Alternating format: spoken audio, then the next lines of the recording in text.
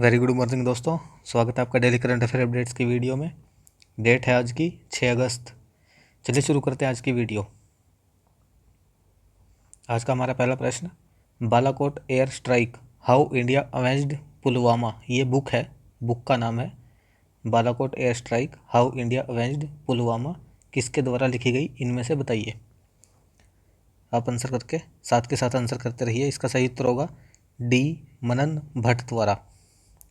इस बुक के बारे में पढ़ें तो गरुड़ प्रकाशन द्वारा प्रकाशित की गई Balakot air strike how India avenged Pulwama नामक एक नई पुस्तक नौसेना के अनुभवी मनन भट्ट द्वारा लिखी गई। बालाकोट कब हुआ था? 26 फरवरी 2019 को भारतीय वायुसेना के लड़ाकू विमानों ने नियंत्रण रेखा LOC पार करके पाकिस्तान के बालाकोट में आतंकी लॉन्च पैड को नष्ट कर दिया था।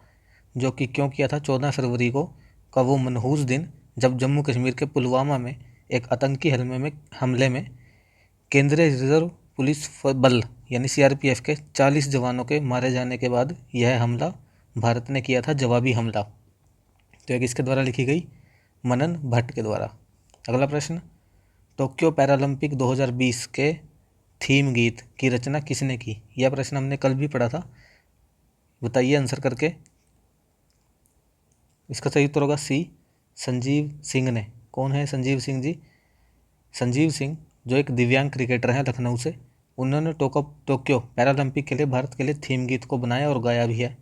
थीम गीत क्या था? कर दे कमाल तू, और खेल मंत्री अनुराग ठाकुर द्वारा लॉन्च किया गया। अगर हम टोक्यो पैरालंपिक की बात करें तो भारत के रिकॉर्ड 54 एथलीट 9 खेलों की विधाओं में भाग लेंगे। भारतीय पैरालंपिक समिति जो है पैरालंपिक खेलों या अन्य अंतर्राष्ट्रीय एथलीट मीट के लिए भारत का प्रतिनिधित्व करने के लिए एथलीटों का चयन करने के लिए जिम्मेदार निकाय है। कौन? भारतीय पैरालंपिक समिति। इसकी स्थापना देख लेते हैं। 1992 में की गई थी। इसे शारीरिक रूप से विकलांग स्पोर्ट्स फेडरेशन ऑफ इंडिया इस नाम से जाना जाता था इस वर्ष में। बाद में इसका नाम चेंज करके ये रखा गया। इंद्रजीत सिंह जो हैं, राव इंद्रजीत सिंह, वो अभी इस समिति के वर्तमान अध्यक्ष हैं। तो कब बनी थी? 1992 में। अगला प्रश्न, नेलियोड वासुदेवन नुम्बथिरी जिनका हाल ही में निधन हो गया, वो किस नृत्य शैली से जुड़े हुए थे? बताइए। नेलियोद वासुदेव नंबूथिरी। इसका सही उत्तर होगा बी, कथकली से। केरल से संबंधित, केरल से आते हैं ये। नेलियोड वासुदेवन नंबूथिरी एक कथकली कलाकार थे। वह केरल के रहने वाले थे। उन्हें केरल के शास्त्रीय कथकली नृत्य और नाटक की दुष्ट चुवन्ना थड़ी इस भूमिकाओं के में जीवंत चित्रण के लिए जाना जाता है। वह संस्कृत और हिंदू पुराणों के विद्वान थे। केंद्रीय संगीत नाटक अकादमी, केरल संगीत नाटक अकादमी पुरस्कार और केरल राज्य कथकली पुरस्कार आदि इन्हें पुरस्कार मिले हुए हैं। कथकली केरल के जो है मलयालम भाषी दक्षिण पश्चिमी क्षेत्र में एक हिंदू प्रदर्शन कला है। यानी कथकली कहाँ की है? केरल की, मलयालम की। भारत के प्रमुख शास्त्रीय नृत्य रूपों में से एक है कथकली। अगला प्रश्न, ओलंपिक खेलों के फाइनल में प्रवेश करने वाले पहले भारतीय भाला फेंक यानी जेवलिन थ्रोअर खिलाड़ी कौन है? बताइए। इनमें से कौन बने जो ओलंपिक फाइनल्स में पहली बार खेलेंगे? इसका सही उत्तर होगा डी, नीरज चोपड़ा, सूबेदार नीरज चोपड़ा। उन्होंने जो भाला है 86.65 मीटर जो है फेंक के फाइनल में प्रवेश किया। कहाँ से हैं ये? पानीपत, हरियाणा। उत्तर भारत के पहले आर्किड संरक्षण केंद्र का उद्घाटन किस राज्य में किया गया? इनमें से बताइए। नॉर्थ इंडिया के फर्स्ट है, इसीलिए इंपॉर्टेंट हो जाता है। इसका सही उत्तर होगा बी, उत्तराखंड। उत्तराखंड में यह है चमोली जिले में उत्तर भारत के पहले आर्किड संरक्षण केंद्र का उद्घाटन किया गया। इसका मुख्य उद्देश्य क्या है? आर्किड प्रजातियों का संरक्षण करना और स्थानीय लोगों के लिए पर्यटन और आजीविका के लिए उद्यम बनाना। आर्किड एक फूल वाला पौधा होता है। इसका वैज्ञानिक नाम है आर्किडेसी।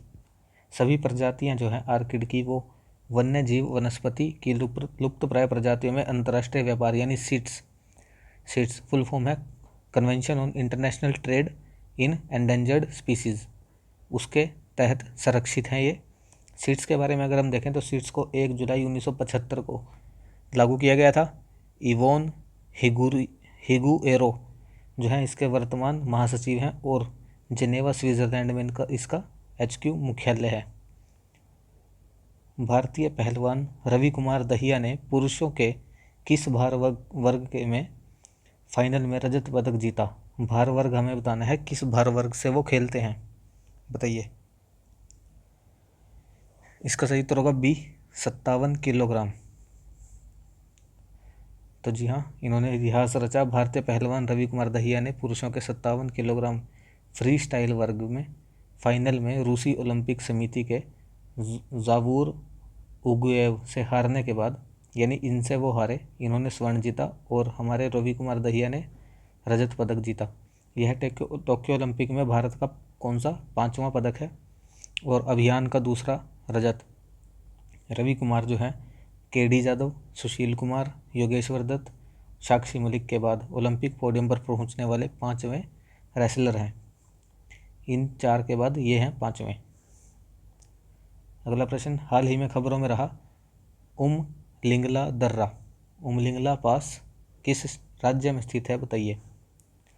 यह न्यूज़ में था क्योंकि यहाँ पर जो है सड़क बनाई गई BRO द्वारा। इसका सही उत्तर होगा लद्दाख। ए, सीमा सड़क संगठन BRO ने पूर्वी लद्दाख के उमलिंगला दर्रे पर दुनिया की सबसे ऊंची सड़क का निर्माण किया। दुनिया की सबसे ऊंची जो है मोटर योग्य सड़क 19,300 फीट की ऊंचाई पर ये रहा। देखिए उमलिंगला दर्रा कितनी, 19,300 फीट की ऊंचाई पर। यह माउंट एवरेस्ट के बेस कैंप से भी ऊंचा है। पूर्वी लद्दाख के चुमार सेक्टर में महत्वपूर्ण शहरों को जोड़ने वाली यह आम सड़क जो है अपने आप में उमलिंगला दर्रा से होते हुए 52 किलोमीटर लंबी एक पक्की सड़क है। तो यह कहाँ पर है? पूर्वी लद्दाख में। कौन सी है जो निम्नलिखित में से भारतीय नौसेना जहाज बना विरासत तटीय बंदरगाह पर बुलाया जाने वाला पहला भारतीय नौसेना जहाज? विरासत तटीय बंदरगाह यानी हेरिटेज कोस्टल पोर्ट उड़ीसा में। बताइए इनमें से किसे बुलाया गया? इसका सही उत्तर होगा सी, INS खंजर। क्यों बुलाया गया इसके बारे में पढ़ें तो भारतीय नौसेना का जहाज INS खंजर जो है उड़ीसा के गोपालपुर के विरासत तटीय बंदरगाह पर बुलाया गया और वह ऐसा बुलाया जाने वाला पहला भारतीय नौसेना जहाज बना।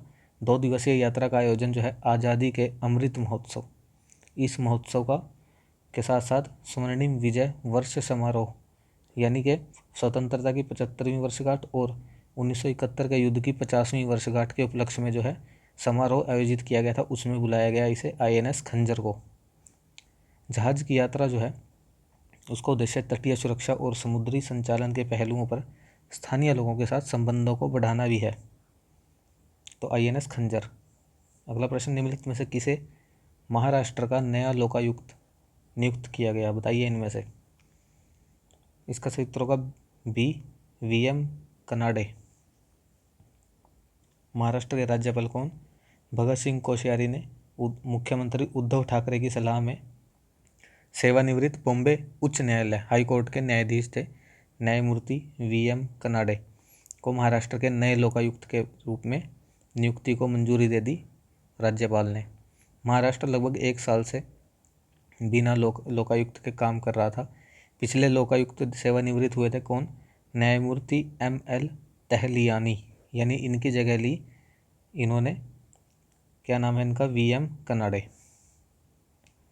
अगला प्रश्न, निम्नलिखित में से किस राज्य ने अपनी तरह का पहला भूकंप पूर्व चेतावनी मोबाइल एप्लीकेशन लॉन्च किया? भूकंप की पहले ही चेतावनी दे देगा यह ऐप किसने लॉन्च किया?